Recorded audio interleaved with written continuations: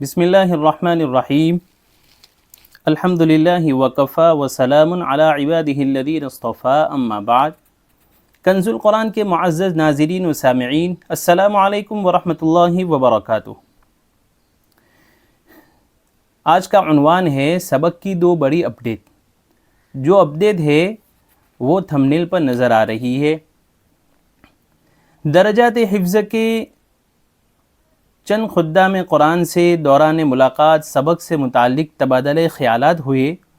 سبق کیسے یاد کرایا جائے، کب یاد کرائیں، کب نہ کرائیں، سبق سے متعلق عمومی اغلاط کیا ہے، قابل توجہ باتیں کیا ہے، سبق کب سنا جائے، سنتے وقت کتنی اٹک اور اغلاط معاف کی جائے، اور دین بھر میں تازہ سبق کا کتنی مرتبہ اعادہ کیا جائے، نیز سبق کب موقوف کر سکتے ہیں، وغیرہ، یہ سارے عناوین بندے نے سبق کی کلپ میں ذکر کر دیے ہیں۔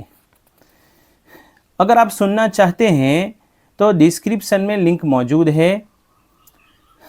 تبادلہ خیالات میں مزید دو باتیں آئی کہ درجات حفظ میں سبق یاد کرنے کی اصطلاح کو بدلنا چاہیے، یہ ایک جو آپ تھمبنیل پر جس کو پڑھ رہے ہیں، اور دوسرا سوال تھا کہ کیا سبقاً حفظ قرآن کر سکتے ہیں؟ یہ دو سوال تھے۔ بندے نے سبق کی کلپ میں ان دو ذیلی عنوان پر بات نہیں کی تھی۔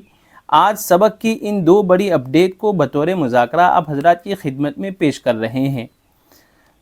سبق یاد کرنے کی اصطلاح کو بدلنا چاہیے۔ پہلی بات، ہماری یعنی اہل عجم کی حفظ کی درسگاہوں میں طلبہ تحفیظ سبق سطر اور صفحے کی اصطلاح سے سبق یاد کرتے ہیں۔ مبتدی ہے تو 3 آیات، 4 آیات اور 3 سطریں، 4 سطریں، 5 سطریں سبق یاد کرتے ہیں، اور قدیم ہے 1 سال گزر چکا ہے تو 1 صفحہ، 1.5 صفحہ، 2 صفحہ سبق یاد کرتے ہیں۔ جبکہ اہل عرب کے مراکز تحفیظ القرآن الکریم میں طلبہ تحفیظ سبق سطر اور صفحے کے بجائے آیات کے حساب سے سبق یاد کرتے ہیں، حتیٰ کہ سبق پارہ بھی آیات کے حساب سے ہوتا ہے۔ آپ کی نظروں سے وہ چارٹ گزرا ہوگا کہ جس میں یہ درج ہے کہ اگر آپ روزانہ 3 آیات حفظ کرتے ہو تو اتنی مدت میں تکمیل حفظ کر سکتے ہو۔ 3 سے 10 آیات روزانہ یاد کرنے تک کا چارٹ بنا ہوا ہے۔ اس لیے ہمیں ہمارے طلباء کو سطر اور صفحے کی اصطلاح کو چھوڑ کر آیات کے حساب سے سبق یاد کروانا چاہیے، قطع نظر اس کے کہ ایک آیت 1 سطر کی ہے یا 2 یا 3 یا آدھے صفحے کی ہے۔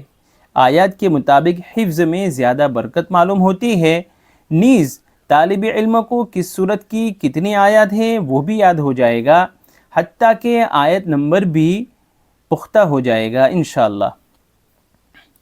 دوسری بات کہ سبقاً حفظ قرآن، دوسری اپڈیٹ کہ سبقاً حفظ قرآن کرا سکتے ہیں۔ عزیزو، بعض درسگاہوں میں صرف سبقاً حفظ قرآن کرانے کا رواج ہے اور اس کو باعث فخر بھی سمجھا جاتا ہے۔ دیکھیے، کسی بھی چیز کا تانا اور بانا ہوا کرتا ہے۔ حفظ قرآن کا تانا سبق ہے تو سبق پارہ اور دور بانا کی حیثیت رکھتا ہے۔ جیسے کپڑے سے تانے کو کھینچ لیا جاتا ہے تو بانا حفاظت کے ساتھ نہیں رہے گا۔ ٹھیک حفظ قرآن صرف سبقاً حفظ قرآن کیا تو بغیر دور کے وہ محفوظ نہیں رہے گا۔ دوسری بات کہ صرف سبقاً بھی کوئی 2 دن میں حفظ مکمل نہیں ہوتا ہے۔ ذہین ہے تو 6 اور متوسط ہے تو سال لگ ہی جاتا ہے۔ ادھر درجات حفظ کا حال یہ ہے کہ جمعرات کو پختہ سنایا ہوا سبق پارہ سنیچر کو کچا ہو جاتا ہے، تو بھلا بغیر سبق پارہ اور دور کے حفظ کردہ قرآن کریم کہ جس پر سال گزر گیا ہو کیا یاد رہے گا؟ شاید آپ کا جواب بھی منفی ہی ہوگا۔ تیسری بات کہ پہلی دفعہ حفظ کرنا آسان ہے، یعنی ازسر نو پہلی مرتبہ حفظ کرتے ہیں تو وہ آسان ہے، بنسبت دوسری دفعہ سبقاً حافظ ہونے والے کو یا بھولے ہوئے قرآن والے کو پختہ کرنا قدر مشکل ہے۔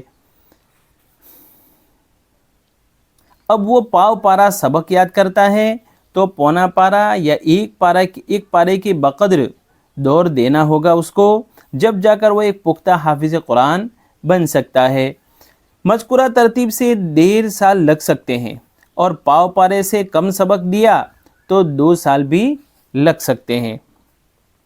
چوتھی بات، سبقاً حافظ ہونے کے بھی اصول و ضوابط ہوا کرتے ہیں، لیکن بعض درسگاہوں میں سبقاً حفظ کرنے والے کا شب و روز صرف سبق ہی سبق ہوتا ہے، اور پختگی بذمہ خود یعنی حافظ ہونے والے کے ذمہ ہوتی ہے۔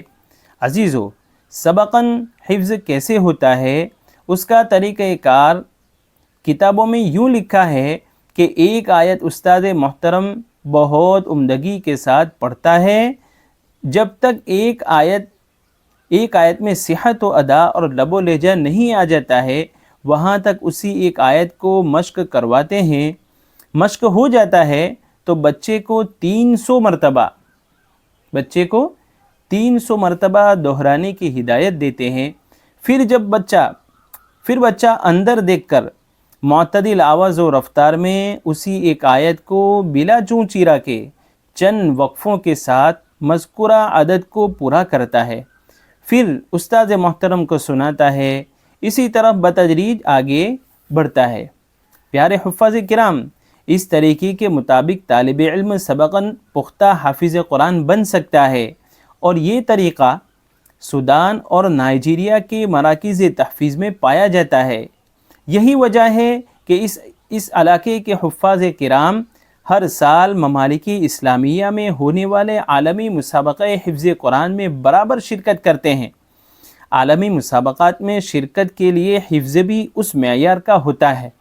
پتہ چلا کہ مذکورہ طریقے سے بھی ایک پختہ حافظ قرآن بن سکتے ہیں۔ خلاصہ کلام کہ پہلی بات یہ کہ سبق کو سطر اور صفحے کے بجائے آیت کی اصطلاح میں یاد کرانا بہتر اور مناسب رہے گا۔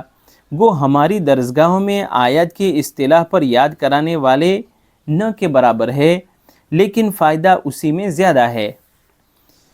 دوسری بات کا خلاصہ یہ کہ اپنی صلبی و روحانی اولاد کو صرف سبقاً حافظ نہ بنائیں، کم از کم ایک پارہ مکمل ہونے پر دور اور مراجعات کا موقع رکھیں تاکہ تازہ مقدار حفظ پختہ رہے۔ نیز سبقاً تکمیل کے بعد مراجعات کا موقع نہ ملا اور اسی حال میں اس دار فانی سے جانے کا وقت آ گیا تو آخرت میں قرآن بھولنے پر وعید کا مستحق ٹھہرے گا۔ اللہ تعالی ہم سب کی حفاظت فرمائیں، اس لیے حفظ قرآن کو مراجعات کے ساتھ حفظ کرنا چاہیے۔ اللہ تعالی ہم سب کی حفاظت فرمائیں، قرآن یاد کر کے بھول جانے سے ہماری حفاظت فرمائیں، اور قرآن پاک کو پختہ کرنے کی ہم سب کو توفیق نصیب فرمائے۔ آمین۔ وآخر دعوانا ان الحمد للہ رب العالمین۔